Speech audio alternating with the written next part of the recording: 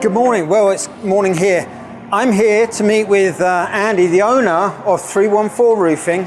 I'm going to get a couple videos done today, and I'm looking forward to showing you around. So let's go on in.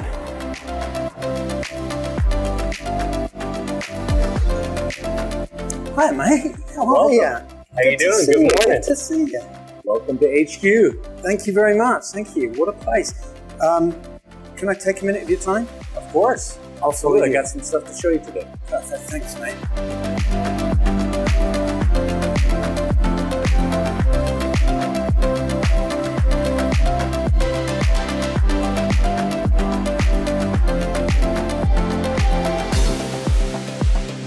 Oh, this is where the magic happens, eh? This is where we take everybody when they come in. We want to make sure that they have a chance to look at all of their selections, and most of them get pretty excited when they see all the different options. Well, a lot of homeowners don't know what their options are when it comes to that stuff. And this is, I guess, where everyone comes to kind of make select. This is really cool. Yeah, really we just cool. basically walk it down like an assembly line.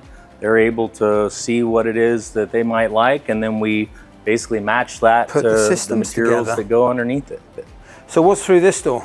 Oh, we got some good stuff to show you. This is where the fun is. 314 University. Take me to school, Andy. This is the classroom. Not always the most exciting content, but definitely some of the most important. What a place. What have you got set up here? Yeah, well, I wanted to basically walk you through and walk some of your clients through exactly what you're doing behind the scenes that most of them probably don't know they're even getting.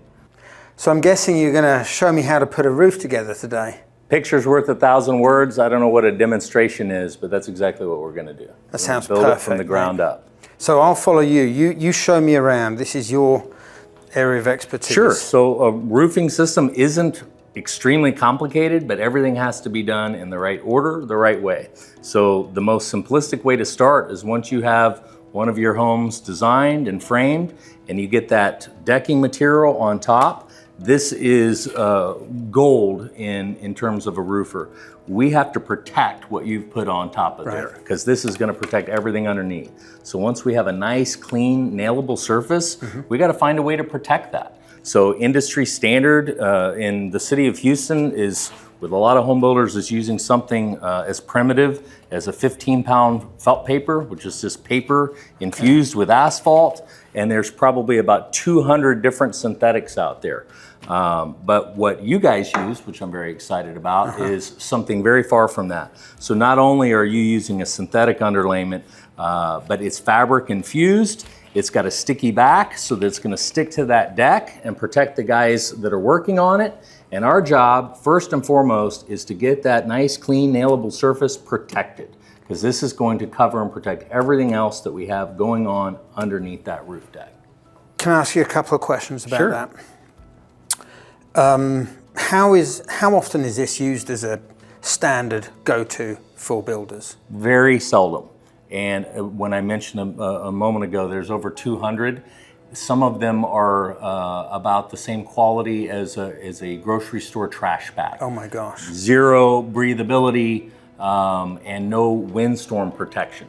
So this would be pretty much as good as you can get. That's right. And this is a windstorm rated synthetic. So even though we are not required to use that on the coastal region, every one of your clients is getting that.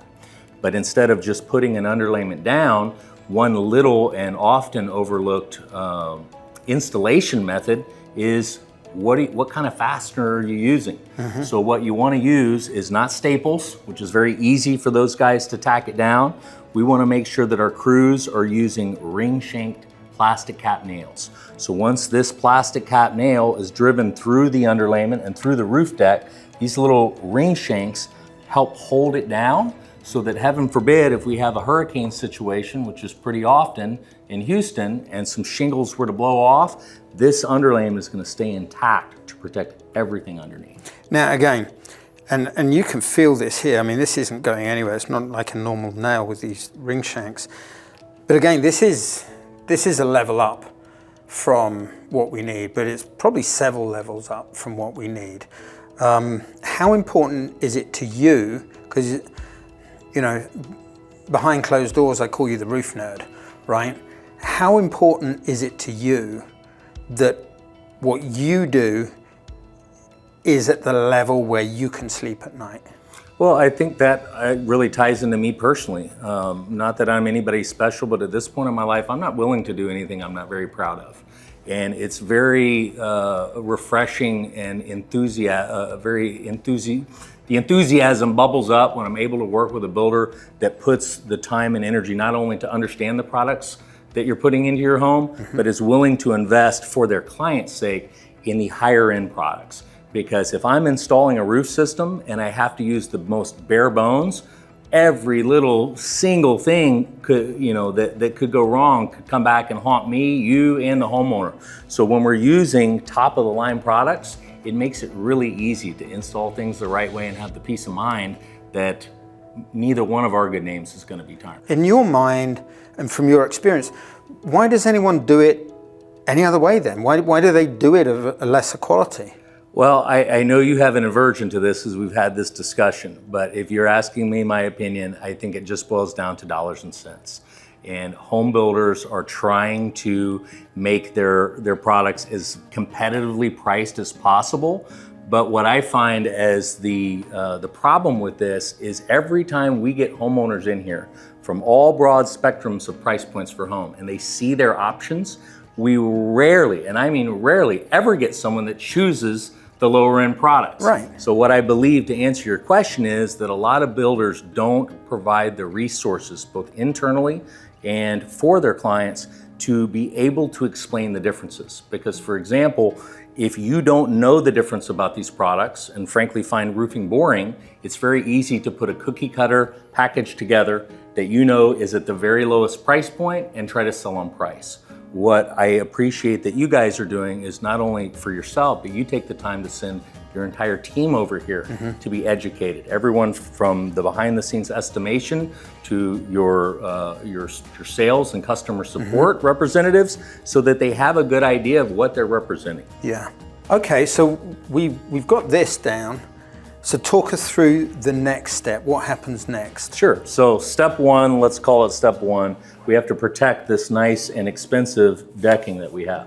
So once we now are able to shed the water, because all of your underlayment is going to start on the bottom and each layer above it is going to be layered over the top to manufacturer specifications. So we have the water rolling down.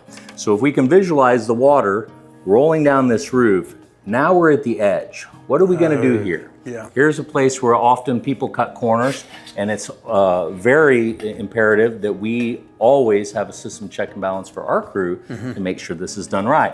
So if the edge of the roof, the decking, hangs down to the roof, what we want to make sure that we're doing is installing this underlayment and drip edge in the right fashion.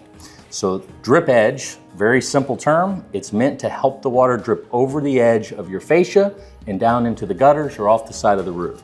So when this water is now flowing down and moisture is coming down to the edge of the roof, it's able to go over the edge of the underlayment and over the drip edge. Here's a really simple way that builders screw this up. And they're gonna put that drip edge down like this. Yeah. And what happens now is, if you can imagine my finger being a bead of moisture, this moisture is gonna travel down to the edge of the roof, get underneath this drip edge. And not only is it now gonna bypass all of the edge of your exposed decking and your fascia, but it's going to remain moist because this moisture is now trapped. And a common question I get often from especially purchasing managers or people in the office of a home builder don't really understand this. Well, why does this happen? It's very simple. When you're installing correctly these ring shank nails and the shingles are not installed yet, this is flapping a little bit in the wind. So crews like to make their job easier by tucking it in. And it's easier for the installation, but for that 3 or 4 or 6 hour period that it was easier, for the next 30 years, homeowners are gonna be exposed to problems with moisture and deterioration, and most homeowners will never even know it. You know, I say so often when I'm meeting with clients, when I'm talking to our construction team, when we set up the company, I say so often, the stuff you use is vital. You know, it's vital, but it's only 20% of the story. The 80% of the story is how you do it. And this is a fantastic example of that. So I would agree, and it's really just fundamental stuff. None of this is rocket science, but it does take management, and it takes an understanding as a partnership from the builder side and what your expectations are, that we understand how these products are meant to be installed. And again, in my opinion, the hardest part is getting the crew and the team member, who are often doing a very thankless and difficult job, to be inspired to the vision of what we're trying to achieve. Because we have to get into their minds and into their hearts, most importantly, that this is a home. This isn't a construction site. What we're doing matters. And so having those checks and balances to get those aligned is probably just as critical as choosing the products. Here, and maybe this will help if I hold the drip edge in place underneath the underlayment. Okay, what do you do next? So we have now the majority of the roof covered. But what we haven't covered are the critical areas. So in all of your standard slopes, if we were to imagine this is just a standard slope going down, fairly easy. There's no cuts, there's no turns. Yeah. But on a real roof, there are cuts, there are corners, and there are turns, especially when you're adding these architectural features. So one of the critical areas, again, that I've seen over and over cut is when you have two facets of decking meeting at an angle. Yeah. So anytime that two pieces of decking are meeting at an inverse like this, it creates a valley. We want those. This is the super highways or autobahns, if you will, for the water to travel off the roof in large quantities. But since we know that these are the super highways, so to speak, for the water, we need to have additionally critical materials to protect. On the lowest end, what we'll see builders do is nothing different than the underlayment itself. That is a big no-no, and in most cases doesn't even meet code. What we'll see as a next step up on a lot of track or volume builders that, no knock to them, are trying to be more cost conscious, is they will use a slightly thicker granulated SBS valley roll. So Oh yeah, you can feel the thickness a little bit thicker, and you see the granules. But the problem with this is, just like that felt paper and just like the edges of a shingle, it tears very easily. Yeah. And as you get bits of debris, which oftentimes some of the workers might drop a nail or something, when you step on this during the installation process, now you've created a fissure that over time can allow water to come through. So here's where I'll give you a little kudos and credit is, again, so what you're doing is top of the line. Now, if all price were equal, we just wrap the whole roof in this stuff, because this is like shark skin. This is ice and water shield. Ice and water shield is a very pliable material. It stretches, and most importantly, it has a very sticky back. Almost don't get your finger back if you hold it on there too long. So what we're gonna do is, in all those valleys, critical areas, and flashing junctions, we're gonna install this ice and water shield. And once this is adhered to the deck, especially in Houston, which stays warm just about all year long, this stuff now will be permanently fused to the deck. Yeah. And one additional feature, and maybe the best feature, is that all of the penetrations that actually go through this material, as soon as it heats up, closes around it. It closes around it permanently. Yeah. So now we've taken all the basic areas and covered it, and we've taken that underlayment on steroids to all of the critical areas like valleys, head wall junctions, your penetrations, chimney crickets. In our retrofit business, where we're replacing roofs, it is very common that we see damage in every single chimney saddle and cricket.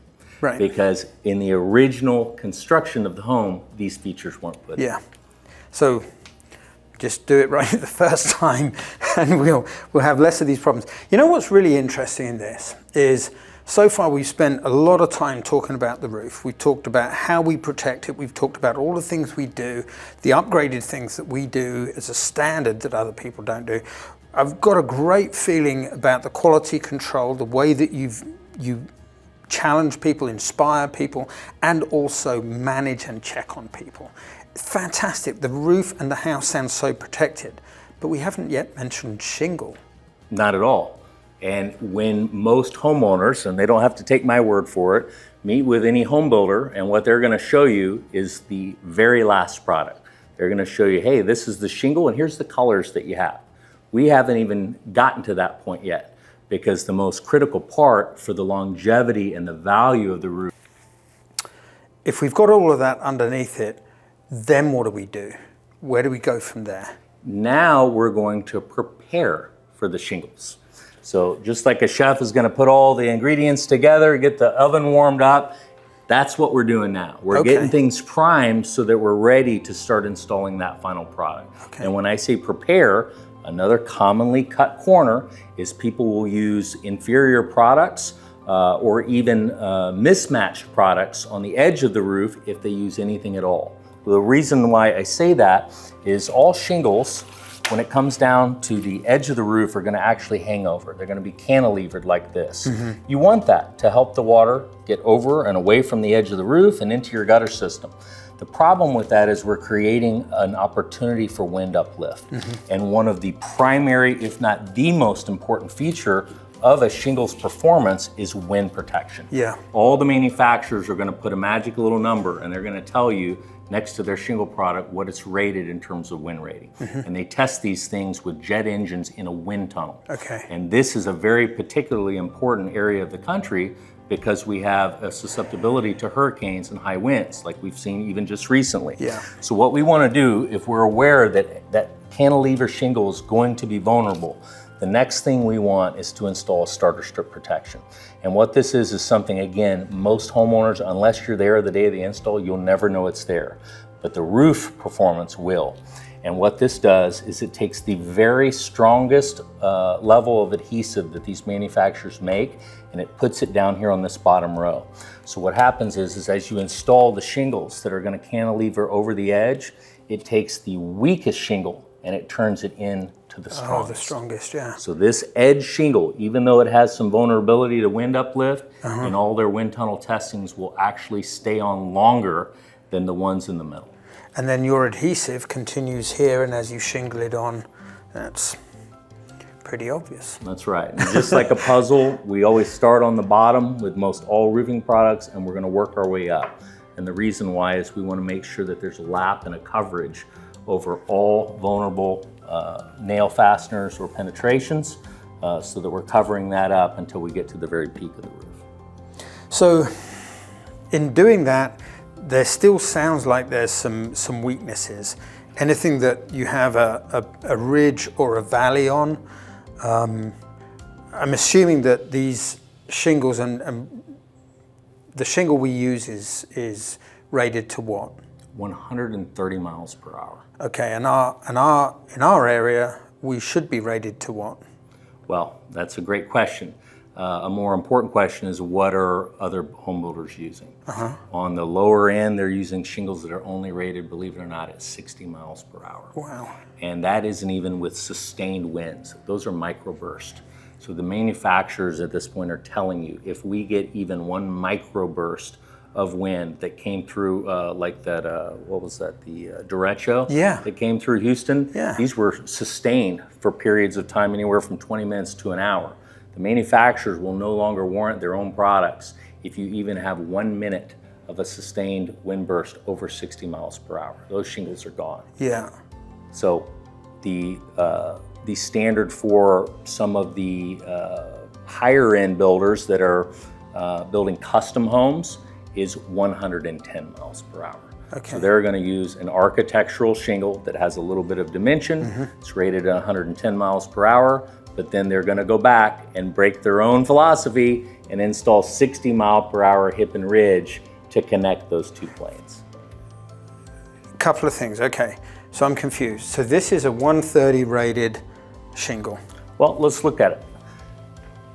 This was used as an example here to show you how it cantilevered over. The shingles you guys are using are top of the line. There is no higher wind rating for any shingle. These are rated at 130 miles per hour. So that means that the shingles are going to outperform everything else below it on the market. And the reason that they, or not the reason, but the way that they do that is a little trickiness to the way that they actually create the shingles in the manufacturing process. Let me show you this here. So a traditional laminate shingle, The way that you get your protection at 110 miles per hour, if you can see this, Mark, is they're going to try to put a nail or a fastener through the area where two laminates are overlapping. Okay. That's how you get 110 miles per hour. So what Owens Corning and the Duration series does, which is really cool, this is a patented technology. So they still take advantage of the age-old, let's get it through two layers. But what they do is they interweave this fiberglass strip through both layers. So what this does is two things. It gives our crew members a wider and easier to hit nail line. But most importantly, as long as we're putting the nail through this Sure Nail technology strip, it's giving you advanced uplift and wind protection. Because it's going through both layers of laminate, and it increases the pull strength because it would have to tear through this fiberglass, which is actually embedded in the shingle itself. Now what I'm showing you here is just kind of loose, but when you touch this here, you can realize that's not coming out of that shingle. No, this is part of the shingle. So then the other thing you just said, which confused me, is you said builders are breaking their own rule, or they're breaking their own protection by installing, and I was confused because you said a lot of builders, the higher end builders, do it to 110, but then they break their own protection because they're using a different shingle. And explain that to me. Sure. So once we've gotten to the point where all the system components underneath were properly installed, you're down to your last two things before we get to ventilation. The last two things are we want to start on the bottom of the roof, work our way from the bottom up for the shingles themselves. This is where you get 130 mile per hour protection. Most all of your roof surface is with this shingle. But every time we get to an area where the two planes of the roof meet, now I showed you the inverse, right? The valley. Well, what happens when the planes meet in this direction? This is where we have to span that gap. So what most home builders will do, because they're trying to save pennies and cut cost, is they will advertise that they're using a 110 mile per hour shingle or an architectural shingle, but they'll never show you what actually spans that gap. And they'll go back to the very lowest end of the barrel. So they're using a 110 shingle, and they'll say, hey, we have a 110 shingle. But the spans, they're not using a 110 shingle, they're using a 60 mile an hour shingle. That's right. And that's where they're breaking their own protection. That's right. And they're literally not even designed, those 60 mile per hour shingles, they're not designed to span those gaps. They're not designed to be used as hip and ridge shingles. So they will take those 3-tab shingles that come in the bundles and they cut them to match. Now I know the answer, but tell me, just so as I can sleep at night, what do we do? Well, what you do is exactly the way the manufacturer designed them. You are the manufacturer's best friend because you use the products the way that they intended them to be used. You don't try to pinch and mismatch components together. So in the most simplistic terms, if we are using a 130 mile per hour shingle, what do we want that hip and ridge to be rated at? 130 miles an hour, That's obviously. right. So what we're gonna use is a manufacturer specified hip and ridge shingle that's gonna give you the exact same wind protection as the shingles. So the whole roof has a continuity That's at right. 130. That's right. And anytime we are asked to come out and do inspections after a big storm, like clockwork, we can tell a homeowner almost without inspecting the roof exactly where the problems are going to be. So when we go to a neighborhood that was built, let's say 12 years ago by a big name builder, we know what they're installing. So the first time we get a call and they say, hey, we found some shingles in our yard after the storm, we need our roof inspected. We try not to bias our opinion, but when we go out there, almost every single time what we're seeing is the lesser wind protected shingle that has blown off first.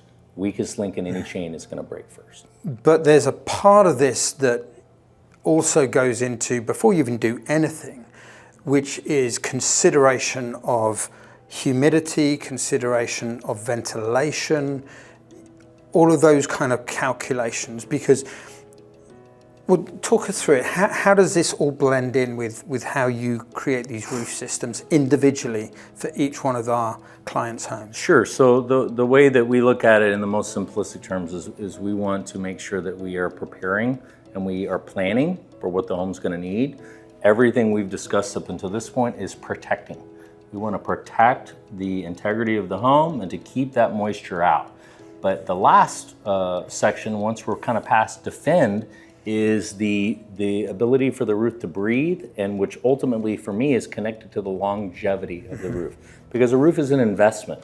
It isn't just a bunch of asphalt and plastic and paper that's there to protect. We want to make sure that this was all designed to keep the home livable and efficient as long as possible. So the way that we have to consider doing that, and another place I'll give you a lot of credit, is you and your team are very passionate about the way moisture is controlled and alleviated throughout the house, and also the way that the airflow moves in all spaces, not even just the livable spaces. So for a roofing system, the way it was designed by the manufacturer is we want a closed envelope inside that home, but above it, we want the air to be able to move. And this is a problem when a lot of builders try to get sneaky with the different variations of spray foam insulation. And the problem is that none of the manufacturers who would gladly put their name to stamp and say, yes, we go with spray foam insulation. In fact, it's the opposite.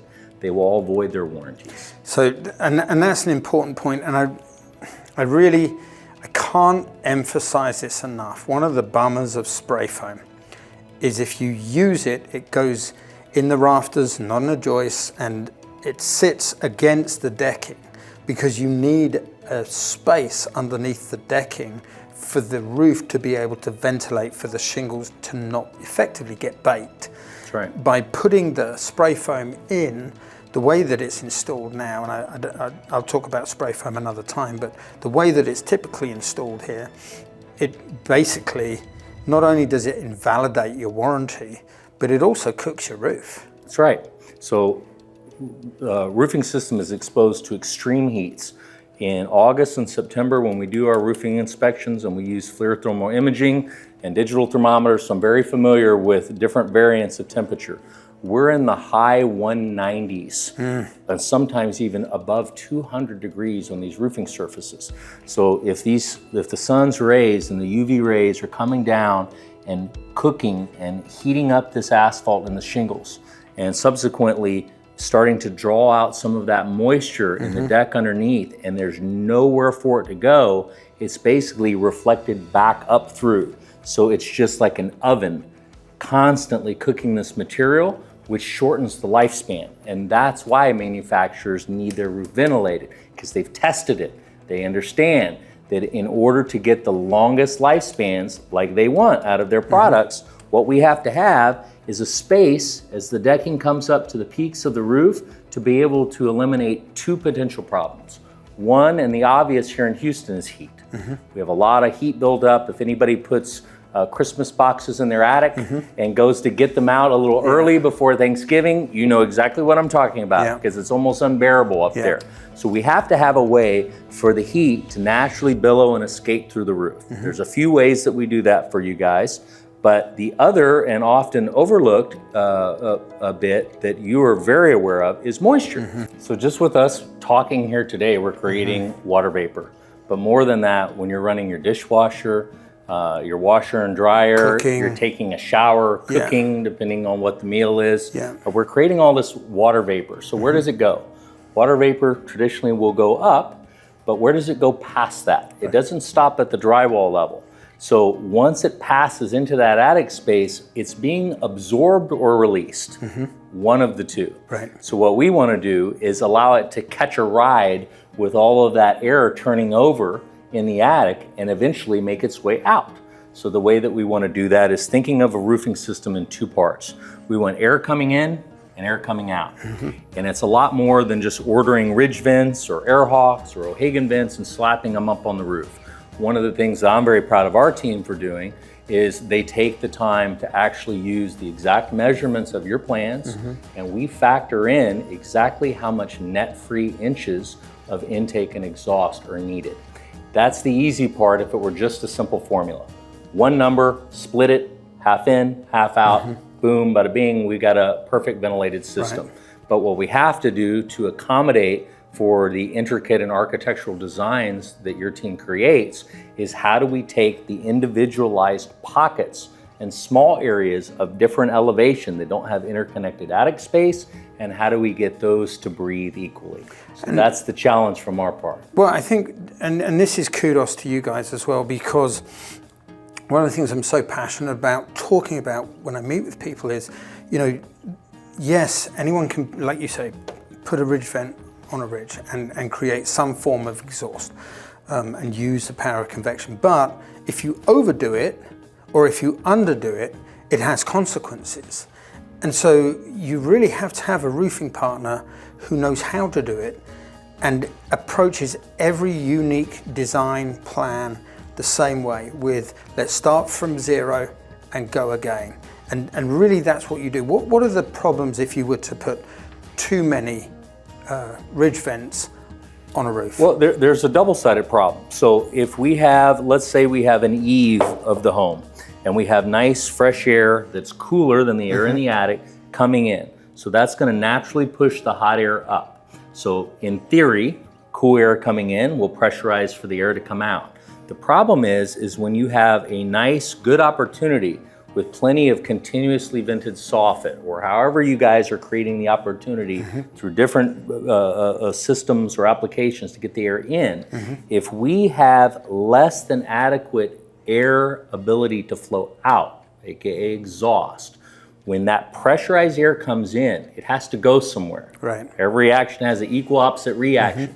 So that if you're trying to take a box fan and take all of that accumulated air and blow it through a drinking straw, you would understand there's a damming effect. Yeah. Well, when there's a damming effect and continuous air coming in, it will now start to pressurize down into the walls. And here's where home builders get into big trouble. Yeah. And this is where over time, they can see the adverse effects. Oftentimes when I feel like a home is inadequately vented, we use a very simple smoke pen, and I'll take that smoke pen and set it down next to electrical outlets. Yeah. And when I see that smoke pushing through, I know we have a ventilation issue up on top, because there should be no pressure. The easiest path to escape for air and water is always the path it takes. Yeah. So if that air is able to adequately come out in an equal balance, and it's never perfect, the goal is to get it as close to a 50-50 as possible, and then being creative, and this is where I'll give credit to my team. Sometimes the answer isn't very obvious. We have to come up with some creative solutions by pairing different products for intake and exhaust so that we can create that balance in all areas of the home.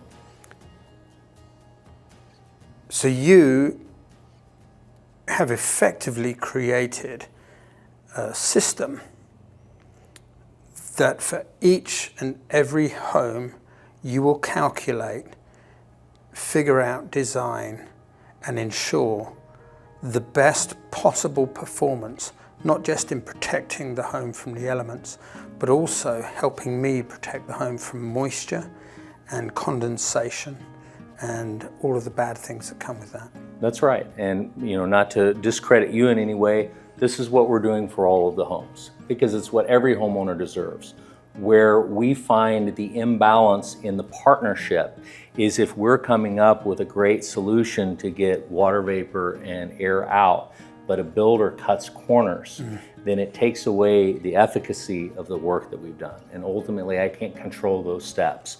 But when you're doing all the other cool stuff that I've learned about inside the homes, it's nice to see that what we're doing has a cohesion. They're working together in harmony for ultimately the end user, which is a family. Family's going to live in that home, and they're going to deal with the after effects of our planning or lack thereof for years to come. So it feels pretty good if we're able to collaborate and do something that's valuable to them. Andy, and I know that we've done this video before, but unfortunately they discontinued the product that we were using. So I'm so grateful for you to come in and do this again with me. But the whole time we've been doing it, and we're here with you this time, the whole time we've been doing it, behind us has been a couple of things. One is the top 100 roofing contractors in Houston accolade, which is a great achievement, and also something where, it's very public facing thing. Is that Houston or where is that? Nationwide, who's counting? Oh, nationwide, the whole of the United States. Okay, well, that's an incredible accolade that people can find. I think it was in Roofing and Contractor magazine, Roofing Contractor magazine, yeah. So it's, and you've appeared in that a number of years concurrently. But the thing that I really think is the greatest accolade and real testament to you, because I love your heart and I love your character. And for me to have the ability to partner with people that have a similar mindset, that want to take on the construction industry and create something that not only are we proud of, that we can sleep at night, but we know that our homeowners are going to be able to talk about for years to come, enjoy, create memories in without worrying about stress. And this is really how you have decided to quality control your systems through their installation and beyond. Would you talk us through that quickly? Absolutely. Let me just move this out of the way. Yeah, so I mean, everything that we've talked about thus far is really just following instructions. These are the way the manufacturers have developed and tested this, but ultimately we have a client we need to serve, which is first and foremost you. So one of my favorite quotes that I've heard was from Steve Jobs, and he talks about any great system, whether it's software or anything else, needs to be designed first with how it delivers for the client, then figure out the technology and the way you do it afterwards. So that's really the design here. Right. So we have to function our system around the way a builder builds a home. Mm-hmm. So first and foremost, most builders don't have the time or desire to sit back and learn every intricate detail about every roofing system and how it's designed, much less keep up with ever-changing product trends and changes that are happening in the market. So we have a great team behind us that takes every plan, and no offense, we don't trust anyone. We break down these PDF and red line plans to make sure that should something ever come up where we have to explain what we did, we have the proof and body of work to show exactly how we got to those calculations.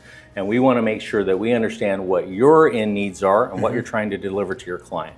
Now here's where we start to see a drop off in terms of our differentiating factors to our other clients. In order to be a roofer in Houston, let me make this really easy. This is what you have to have. You have to have money enough to buy shingles. You have to know somebody that sells them, and then you need to coordinate a crew and those materials to be delivered in the same place. And voila, you are now a roofer. And if it were that easy, everyone would do it. Right. So why isn't everyone a roofer? Because it's everything that happens after that's the important part. Right. So once we have the crew showing up, before they set foot on the site, we have to make sure that they understand and have in hand all of these specs, the calculations, the ventilation plans, as we've done the hard homework to figure out, so that they understand what are my marching orders. We're not just installing shingles today, we're installing a family's roof. What do you want me to do and how do you want me to do it? So once these guys do their work, here we go back with maybe a personal issue, a little lack of trust. Even though I love my guys and we certainly don't keep anyone that doesn't follow our orders, I still like to have a conservative level of distrust. So before we ever release payment and tell you that the shingles have been installed, we do a 7-point payment release walk. This is not astronomically complicated. What we're looking for is to ensure that everything I described to you in terms of those products was installed properly and that we are now able to attach our name to it. Okay. So once this meets our smell test and it has all of the right qualifications, this is where we get into how do you operate. Because once that roof is installed, you have a lot of work to do. Your team now gets to work having a protected exterior envelope of that home on all the finishes and the stuff that you're doing on the inside. Right. So we have to be able to have a level of communication and documentation, but we have to let you get to work now. So at some point after we've done our work, you're gonna have other trades, primarily plumbing, HVAC, that is gonna be doing their hard work and calculations, and in order to do their work properly, they're gonna have to collide with ours. So they're gonna have to make penetrations through the roof, small alterations. So this is where our field team is in communication with your construction managers, making sure that as those changes happen, we're able to come out and make sure that those are punched, documented, and then we're able to show that work. You know, one of the biggest things we always say is if you're going on the roof and you're installing battens, please leave the battens where they lay so that you guys know if there's been any penetrations through the shingle. Is that helpful? Absolutely. The only thing it's not helpful to me for is aesthetics. Yeah. One of the homes you guys recently built in High Meadow Estates, which is where I live, I've driven by for the last, I don't know, month or so, some toe boards that I see them every time I drive by. I'm like, I hate it because it's on our nice new roof. But ultimately I know that those are still there because there are other trades still performing work. And if they're able to leave those, I always use the term needle in a haystack. When you remove a toe board or any type of... You're gonna find... That's exactly right. Yeah. And ultimately the loser is the homeowner if people aren't coming back behind. Yeah. So we wanna make sure that we're taking care of all those items, and then in between 5 and 6, this is again where you're doing a lot of work. This is where all the exterior beauty finishes are done. Your stucco, your brick, any type of trim work that you're doing, all these exterior items need to be completed, which also involve people needing to get on the roof. Right.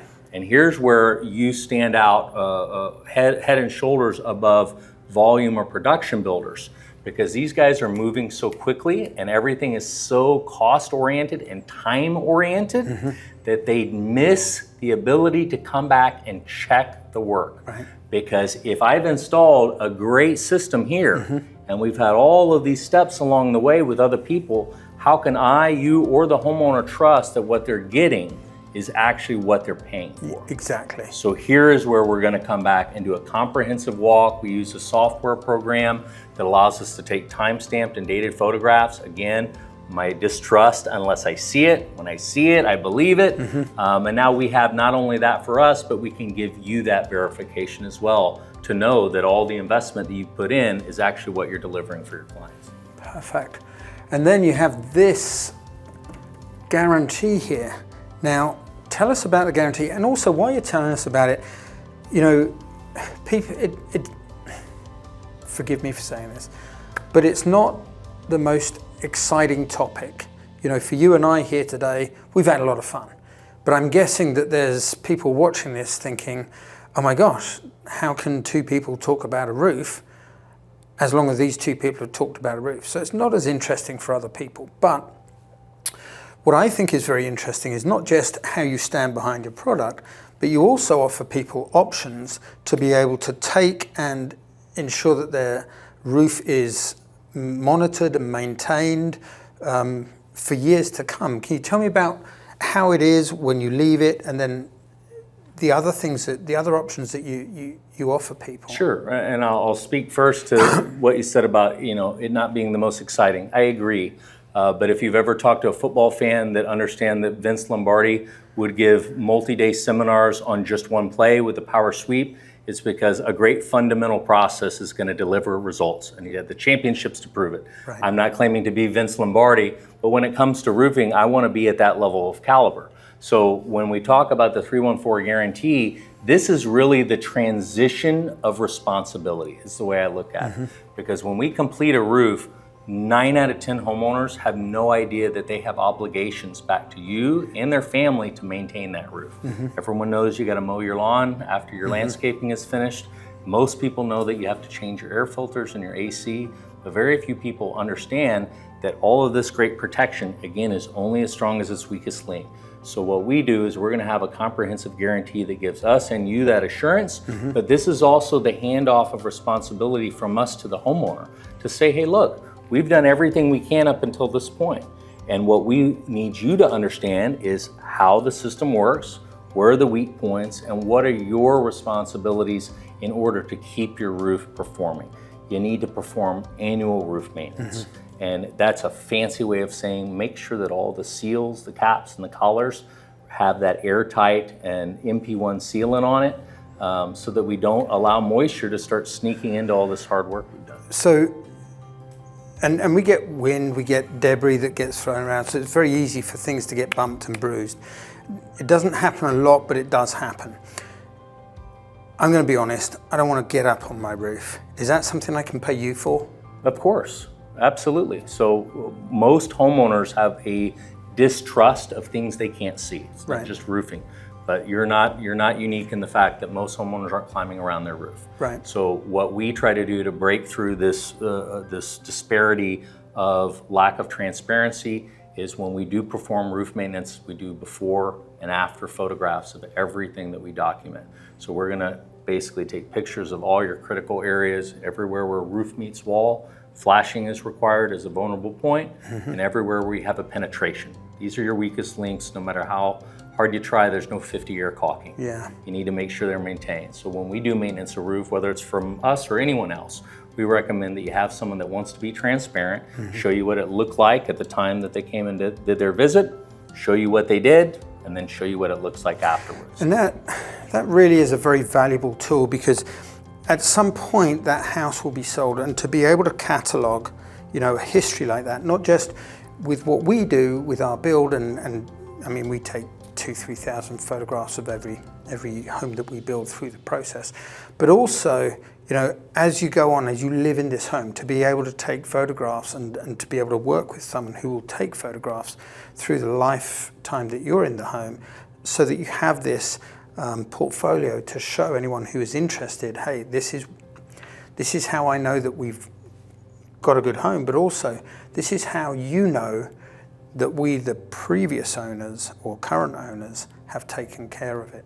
And I think that that's a huge selling point, and the value that pushes into the potential sale of a home in the future is massive. Listen, mate, I'm so grateful. Thank you once again for doing this again. I can't stress enough. Andy and the team here at 314 are phenomenal. He has a thing called 314 University in this classroom where we are, where he will, at no charge, go through how and why and educate you on your roof, whether you're choosing Royal Texan or anyone else.